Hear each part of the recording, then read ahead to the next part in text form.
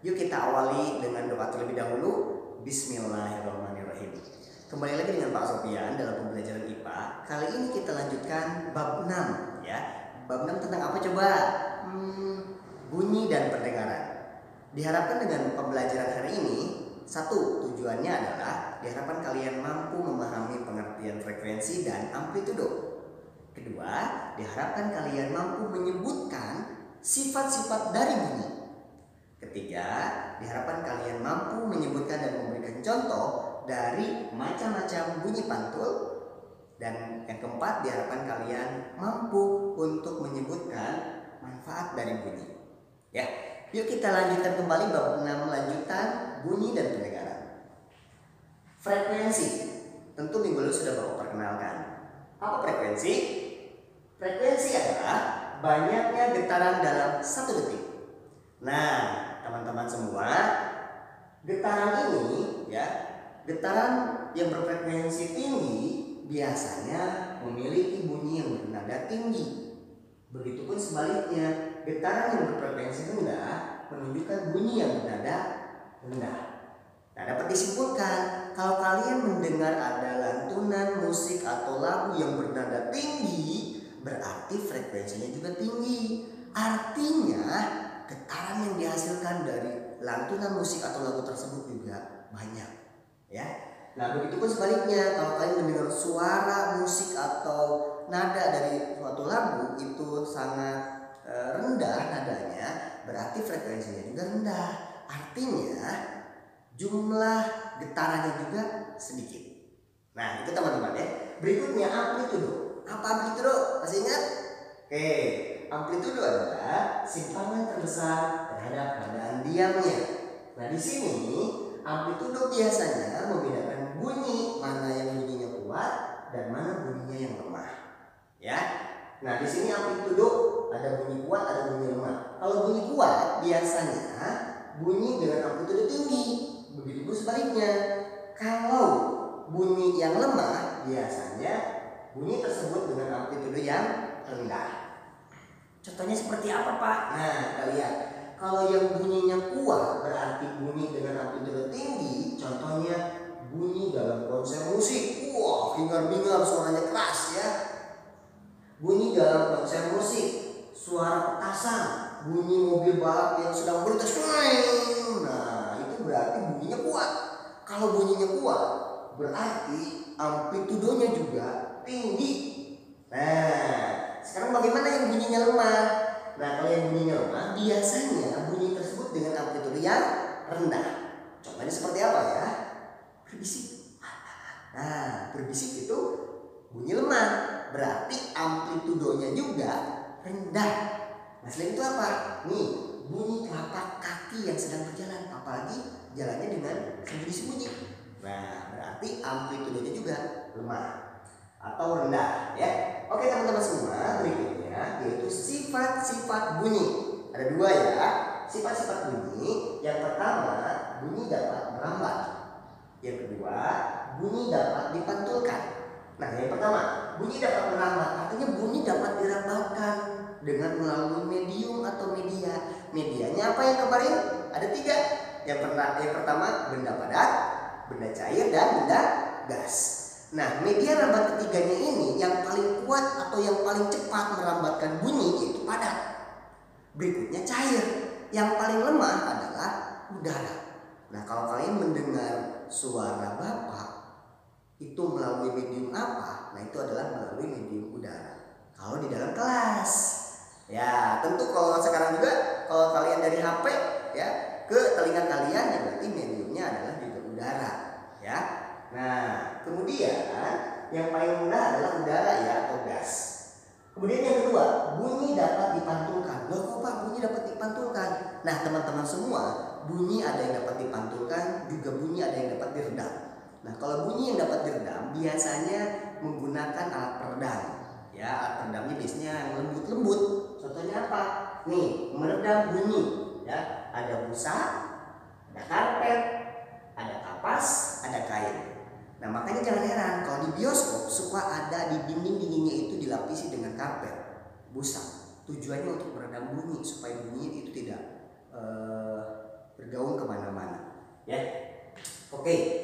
Nah, kemudian di sini kalau kita lihat ada juga yang kedua, yaitu memantulkan bunyi. Biasanya benda yang dapat memantulkan bunyi adalah benda yang keras. Contohnya apa? Dinding tembok itu keras, ya. Juga bisa jadi dindingnya terbuat dari kayu, juga bisa. Nah, lanjutkan ya, kita lanjutkan kembali macam-macam bunyi pantul. Bunyi pantul jenisnya ada 3. Di sini yang pertama bunyi pantul yang dapat memperkuat bunyi asli. Seperti apa itu, Pak? Nah, kalau bunyi pantul yang dapat memperkuat bunyi asli, biasanya jarak sumber bunyi, ini menurut Bapak sumber bunyi, ya, atau alat musik itu sumber bunyi. Nah, jarak sumber bunyi dengan bidang pantul, nah, bidang pantul amat dekat.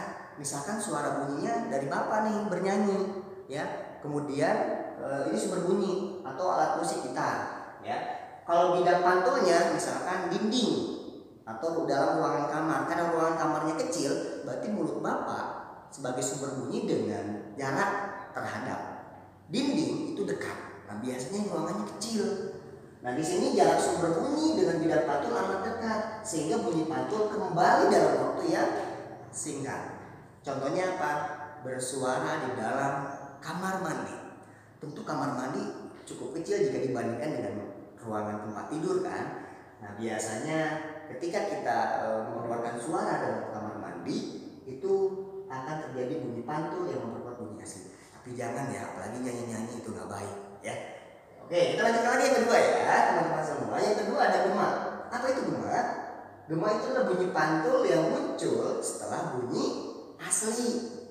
Nah, biasanya ini kalau gema bunyi pantul setelah bunyi asli ketika kita berteriak di tebing, di gua, di lapangan, ya. Padahal saking luasnya sehingga memunculkan suara kedua kita yang ada suara kedua yang menggelegar cukup lengkap, ya. Misalkan seperti ini, hei, hei, hei, hei. Nah, atau merdeka, merdeka, merdeka, merdeka. Nah, seperti itu. Biasanya suka ada bunyi-bunyi seperti itu, ya. Ada suara kedua dan seterusnya. Yang ketiga ada gaung. Ya, gaung itu sebagian bunyi pantul terdengar bersamaan dengan bunyi asli, sehingga bunyi asli atau bunyi tersebut terdengar tidak jelas. Bapak ulangi, sebagian bunyi pantul terdengar bersamaan dengan bunyi asli, sehingga bunyi tersebut itu terdengar tidak jelas. Ya, contohnya misalkan di ruangan bioskop, di ruangan studio musik, ya. Nah, itu kalau tidak pakai peredam bioskop itu bunyinya menjadi tidak jelas sebetulnya, karena pakai peredam sehingga bunyinya itu bisa lebih jelas didengar oleh para penonton. Nah, berikutnya yaitu manfaat dari bunyi. Ada 5 manfaat yang akan Bapak sampaikan. Yang pertama, bunyi itu dapat digunakan untuk mendeteksi keretakan pada logam. Biasanya dilakukan di pesawat, kapal laut, kapal selam. Nah, kan kita gak mungkin ketika terbang ya mendeteksi keretakan pada logam pesawat. Gak mungkin kita keluar pesawat untuk mendeteksinya, makanya dengan menggunakan alat, ya. Nah, kemudian yang kedua, bunyi dapat digunakan, salah satunya bunyi ultrasonografi atau USG yang digunakan untuk mengecek ibu hamil. Jadi mungkin kalian pernah mengantar bunda kalian kan, pada saat waktu bunda kita sedang mengandung adik kita. Nah, posisinya biasanya di bagian sini oleh dokter kandungan itu ditempelkan alat USG. Kemudian dicek di monitor akan terlihat ada dede bayi di dalam kandungan bunda kita. Nah, luar biasa teknologi itu menggunakan bunyi sehingga sampai terdengar bunyi tersebut sedang ada aktivitas pergerakan dede bayi di dalam perut ibu kita. Wah, luar biasa ya.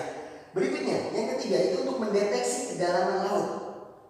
Kapal laut pada saat dia beroperasi, dia bisa mampu mengecek berapa kedalaman ke dasar laut. Ya, berapa kedalaman itu bisa dideteksi. Tentu dengan menggunakan ultrasonik salah satunya. Kemudian atau gelombang bunyi ultrasonik. Juga ini bisa digunakan untuk mendeteksi kedalaman benda dalam laut, bukan hanya untuk mendeteksi berapa kedalaman dasar laut, tapi juga bisa mendeteksi benda apa yang pernah tenggelam di dalam laut. Nah, biasanya ketika tim rescue atau tim penyelamat akan melakukan penyelamatan atau mengecek kapal mana yang pernah tenggelam di dalam laut dan posisinya di mana posisinya. Nah, itu bisa dilakukan dengan cara ultrasonik, bunyi ultrasonik, dan mampu mendeteksi berada di posisi kedalaman yang mana, di jarak yang sejauh mana. Nah, itu bisa dilakukan. Kemudian juga, nah di sini kita sudah sering kan di rumah pada saat santai menikmati alunan musik atau lagu. Nah, sehingga dengan lagu-lagu tersebut kita bisa terrefreshkan, ya, bisa membawa ketenangan ya pada diri kita, atau bisa membuat kita lebih semangat lagi dalam mendengarkan lagu, ya. Tentu itu sesuaikan dengan disesuaikan dengan hobinya masing-masing, ya, kesukaannya masing-masing. Oke teman-teman semua, itu saja yang bisa Bapak sampaikan, dan mudah-mudahan kita semua selalu sehat walafiat. Amin ya rabbal alamin. Dan Bapak ingatkan nih, jangan lupa pakai masker, jangan lupa cuci tangan pakai sabun, ya, dan jangan lupa menggunakan hand sanitizer, ya. Yuk lindungi diri kita dan keluarga supaya tetap sehat dengan makan makanan yang sehat dan bergizi seimbang. Itu saja. Wassalamualaikum warahmatullahi wabarakatuh.